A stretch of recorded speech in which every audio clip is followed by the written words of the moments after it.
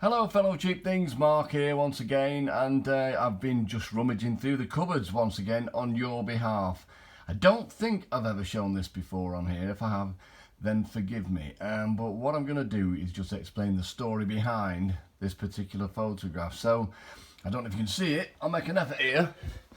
For Mark, best, Bowie, 95. So this takes me back to, naturally, you probably guessed, 1995, and I was working on Radio 1 at that point in time with Mark Radcliffe, and I got wind of the fact that David Bowie was back. Now, of course, the excitement was palpable, but then I also learnt of the fact that the record plugger for David Bowie at that particular point in time, a guy called Neil Ferris, he was intending to ask Steve Lamacq to interview Bowie. Now, as you can imagine, that didn't sit too comfortably with me. Not only because of the fact that Mark Radcliffe and I were both mad Bowie fans, but also because of the fact that I knew that Lamo wasn't really that bothered. And so I got in touch with Neil Ferris and said, look, if anybody's going to do anything with David Bowie, it probably should be Mark Radcliffe and I. So he said, oh, right, okay, let me have a think about it. So he did, bless him. And he came back and he said, yeah, David's up for an interview, but we'd have to do it in September. And he's just about to go on tour with Nine Inch Nails. So we were like, yeah, okay, well, whatever, that'd be great. He said, would you be prepared to go to New York to do the interview? Well, obviously, after thinking long and hard, we came up within probably a nanosecond with the answer of yes, please.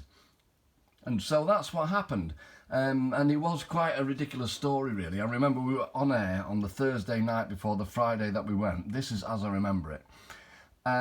So we were up until midnight, and the flight was relatively early to New York, and so we looked pretty damn scruffy, actually, Radcliffe and I. He had tracksuit bottoms on and a t-shirt, I had jeans and a t-shirt, and when we actually got to the desk, the check-in desk, with Liz, our producer, they said, yeah, good news for you, you've been upgraded.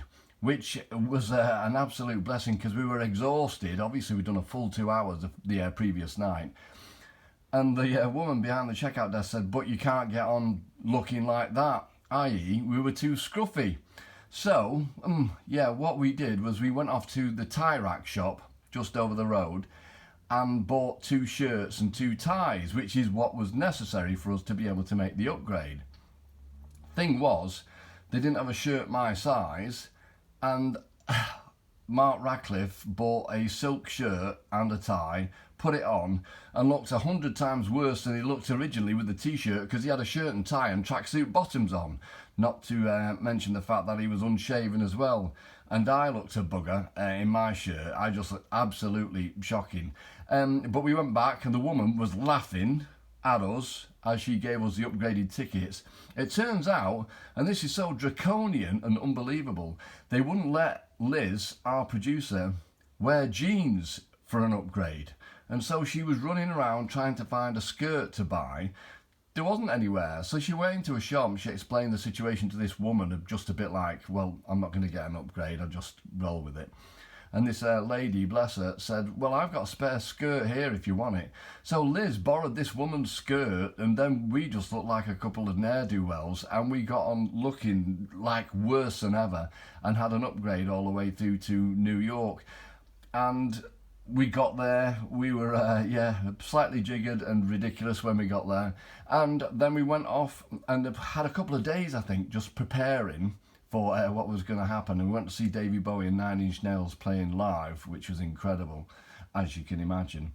And then we interviewed David at a studio on Broadway, which is the same studio that Alistair Cook used to do Letter from America.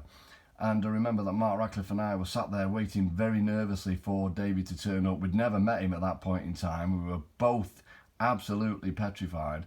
And it was sat there in silence, and the phone went, and Liz, the producer, went, right, okay, put the phone down, he's here.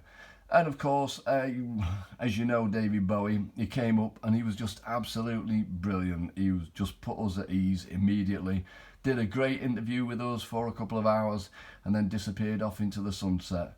And before he left us, I just took out a couple of pictures that I printed up, and that was one of them. The other one was signed for Mark Radcliffe, and so that is the first time that I ever met Bowie, and that's the story behind it. For Mark, best Bowie 95.